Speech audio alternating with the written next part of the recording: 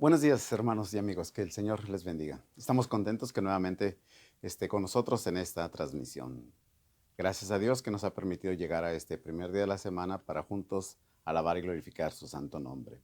He tratado en estos días en casa a tratar de preparar temas que no nomás ayuden a la congregación, no nomás ayuden a la iglesia, pero también a que nuestros amigos, aquellos que no conocen de Dios, aquellos que o de alguna manera lo niegan o tienen dudas acerca de su existencia, presentarles temas que lleven un poco su mente a pensar, que los reten en su corazón a ser sinceros, que quieran ellos verdaderamente ver que la escritura es la palabra de Dios. La semana pasada, hablando de la existencia de Dios y de la veracidad de las escrituras, tratábamos de probar, tratábamos de enseñar de manera simple y de manera sencilla que verdaderamente la escritura es palabra de Dios y que lo que ella nos enseña es lo que nosotros necesitamos saber para poder desenvolvernos en este mundo. El tema que vamos a tratar esta mañana es la creación del hombre. Aunque pareciera para nosotros los cristianos un tema básico y para algunos decir un tema solamente de fe, pues no es comprobable.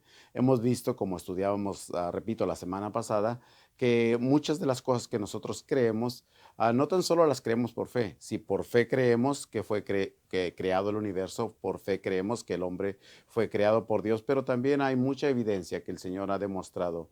Y lo que el mundo quiere usar para contrarrestar esta evidencia es muchas veces puros inventos, muchas veces cosas para querer engañar, para querer seducir la mente y la gran mayoría de la gente ah, ha quedado complacida con la explicación que la ciencia ha dado respecto a la creación del hombre. Y no tanto porque esté de acuerdo en la teoría de la evolución, no tanto porque esté de acuerdo en que el mundo fue creado por una explosión gigante conocida como el Big Bang, que de la nada vino a haber todo lo que hoy existe y que durante un periodo de 30.800 millones de años el mundo creado es ahora tal cual es, habiendo iniciado desde las especies menos más pequeñas hasta el ser humano. De hecho, Charles Darwin fue el primero en proponer la relación en el parentesco del hombre con los primates o con otros animales. Y cuando nosotros vemos que el mundo quiere presentar la creación, habiendo salido de la nada, habiendo salido de una simple explosión que se convirtió y que fue transformando al ser humano, nosotros tenemos que hacernos la pregunta de manera clara y sincera, ¿de dónde surgió verdaderamente este antepasado común? Si yo puedo creer que fue producto de lo que los científicos hoy en día dicen respecto al Big Bang o respecto a la evolución, o es producto, de acuerdo a lo que la escritura dice, a un Dios creador del universo y del ser humano. Vamos a contestar las preguntas de manera simple, de manera sencilla para entenderlo. Primero hay que saber y hay que estar conscientes si creamos o no en Dios. La evolución es sencillamente eso, una teoría que no puede ser comprobada. Nos demuestra, según esta teoría, que tomaron vida de donde no hay vida. Es algo totalmente imposible de acuerdo a la misma ciencia. Y algunos dirán, pues, ¿y qué de los fósiles? Y vamos a ver a través de este tema que muchos de los llamados fósiles, descubrimientos, eslabones perdidos y cosas que muchos antropólogos han encontrado, algunos de ellos sus bases son en base a fantasía, sus bases son en base a mentira y en fraudes para tener fama y para tener una posición. Y miramos las mismas palabras que Darwin dice. Fíjese lo que dice Darwin hablando del origen de las especies. Dice, primeramente dice, si una especie ha descendido de otra especie por graduaciones, ¿por qué no vemos y encontramos distintas formas de transición hoy en día? Se fija, la pregunta es válida que él mismo está haciendo a su propia, la crítica a su propia teoría. Esto dice tal vez sea la más seria objeción a mi teoría. Es cierto, y usted no puede encontrar una transición de uno al otro, aunque el hombre ha querido inventarlo y lo vamos a ver a través del desarrollo del tema. Dice él mismo, estoy consciente de que mis ideas van más allá, dice, de una ciencia verdadera. Es un pedacito de qué, dice, de hipótesis. con tantas fallas y omisiones. En palabras de Darwin, lo que él estaba presentando era sencillamente una idea, que él estaba consciente cometía o podía cometer muchísimos errores y que tenía objeciones serias. Sin embargo, el hombre, con tal de no creer en Dios, con tal de hacer a Dios a un lado, ha querido adoptar esto como una realidad, como algo verdadero, como algo correcto, como algo real, y ha querido presentarlo a nuestros hijos en las escuelas, en las universidades, y es responsabilidad de nosotros como cristianos. Sencillamente entender, primero, que la ciencia no está peleada con la Biblia. La semana pasada lo mirábamos. La Biblia ha hecho grandes descubrimientos que la ciencia después sencillamente vino a confirmar. Hablábamos también respecto a la arqueología, que la Biblia ha sido usada, aunque no es un libro de arqueología, como un instrumento para grandes descubrimientos arqueológicos.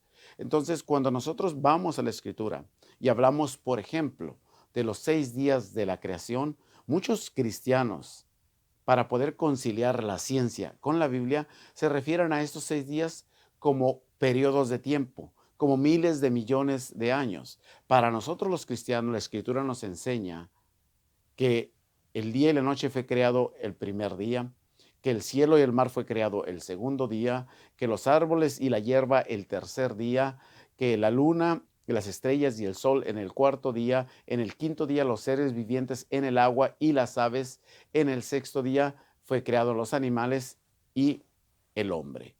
Éxodo capítulo 20, versículo 11 dice, porque en 6 días hizo Jehová los cielos y la tierra, el mar y todas las cosas que en ellos hay. Reposó el séptimo día, por tanto Jehová bendijo el día de reposo y lo santificó. Si usted conoce la historia del pueblo de Israel, usted sabe que el día de reposo se refería al día sábado, a solamente un día, la tarde y la mañana del siguiente día. 2301 veces usa la escritura la palabra yom para referirse a día. No podemos de esas 2301 veces tomar literalmente todas las veces, a excepción de estas 6 veces. La Biblia, recuerde, se interpreta con la Biblia. El contexto se tiene que interpretar en base a lo que estamos nosotros leyendo. Y estamos leyendo, dice, fue la tarde y la mañana de un día. Cada día se mencionaba el numeral para definir al día como un día normal, la tarde y la mañana, porque era la forma en que ellos contaban el día. Empezando a las 6 de la tarde hasta las 6 de la tarde del siguiente día era un día. La Biblia entonces nos demuestra de manera creada que el mundo creado y el ser humano fue creado en sencillamente 6 días todo el universo, y descansó Dios en el séptimo día. Juan capítulo 1, versículo 30 dice, todas las cosas por Él fueron hechas y sin Él nada de lo que ha sido hecho fue hecho. Eso es lo que nosotros creemos por fe. Dice Hebreos 11:3, por fe entendemos haber sido constituido el universo por la palabra de Dios, de modo de lo que se ve fue hecho de lo que no se veía. Eso es lo que nosotros entendemos. Y la Biblia nos explica claramente que no hay evolución, que todo se reproduce según su especie. Primero los Corintios capítulo 15, versículo 39 dice bien claro, no toda carne es la misma, sino una es la carne de los hombres, otra la carne de las bestias y otra la carne de los peces y otra la carne de las aves. De manera específica, la Biblia se preocupa por darnos estos detalles que usted y yo hoy en día conocemos y ya podemos comprobar que esto es una realidad. No es lo mismo la carne de un pez que la carne de un ave, la carne de una bestia y la carne del hombre. Es completamente diferente. Gracias a Dios, la Biblia, en el lenguaje original que fue escrito el hebreo, el lenguaje era más explícito en explicar las cosas. Muchas veces para nosotros las palabras que usamos una sola palabra y nos referimos a todas las cosas. Por ejemplo, la palabra crear para nosotros es una sola. Pero si nosotros vamos al hebreo original, vamos a encontrar que se usaron 3 palabras en la creación del hombre. En la primera dijo Dios, hagamos al hombre a nuestra imagen. Es crear algo de la nada. Usa la palabra bará, que es crear de la nada. De lo que no existente, Dios creó al hombre y lo hizo a su imagen.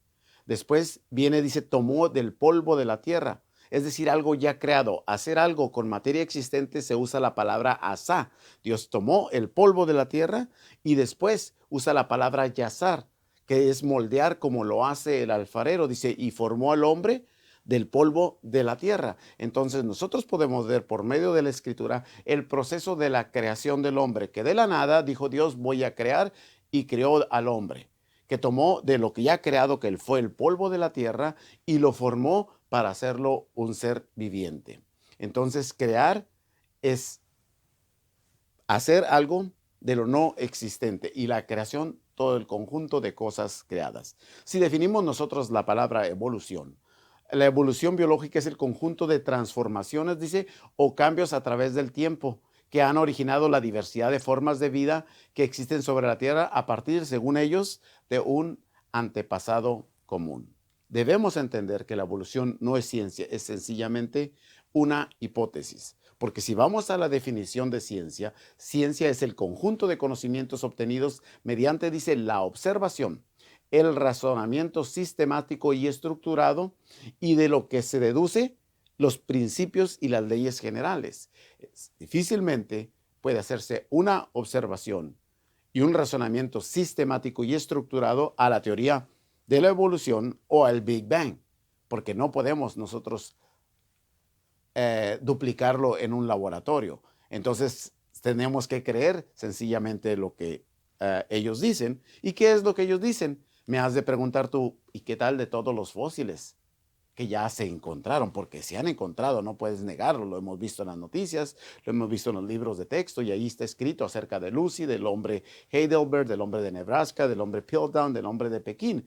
Quiero hablarte un poquito acerca de ellos, y que seas sincero. Tú puedes esto investigarlo por tu cuenta para comprobar que lo que te estoy diciendo no es simplemente un invento de mi persona. Cuando hablamos, por ejemplo, de Lucy, que es de los fósiles más antiguos supuestamente encontrados, descubierto el 24 de noviembre de 1974, perdón, en Etiopía, resultó ser simplemente un chimpancé de 90 centímetros. Si te hablo del hombre Heidelberg, fíjese cómo es.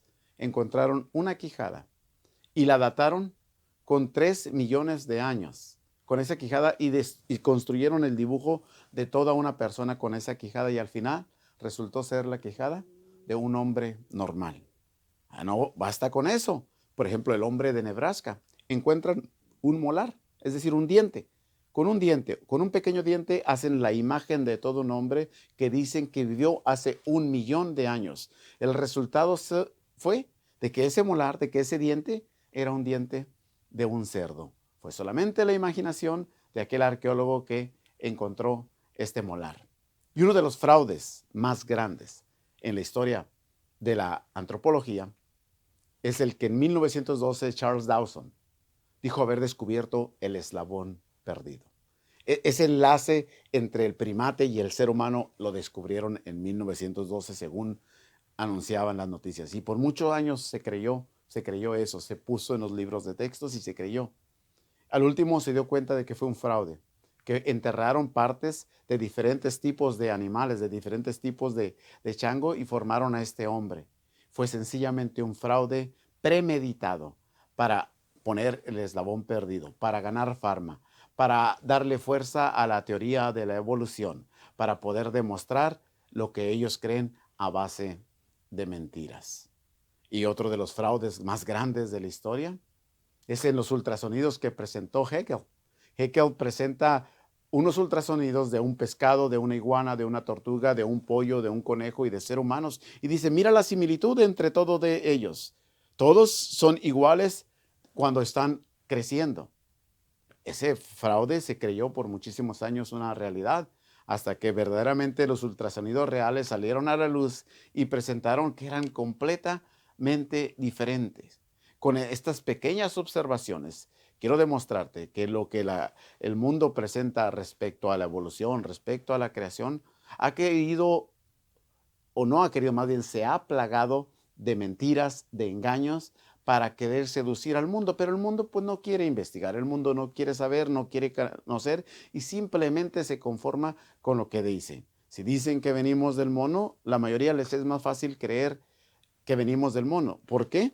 Porque creer en Dios implica tener una relación con Él.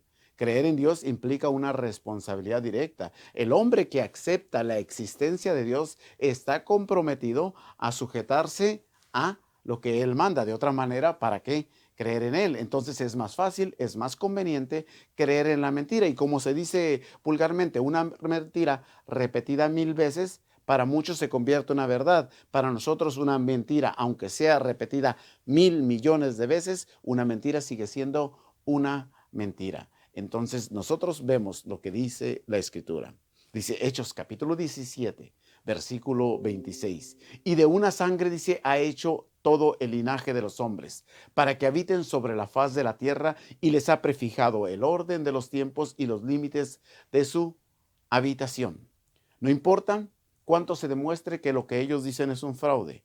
No importa cuánto se demuestre que lo que ellos presentan es una mentira. Dice Richard Lewontin de manera clara y categórica estas palabras. Por confusa que sea nuestra teoría, por mucho que vaya en contra de la intuición, no podemos permitir que Dios entre en el asunto.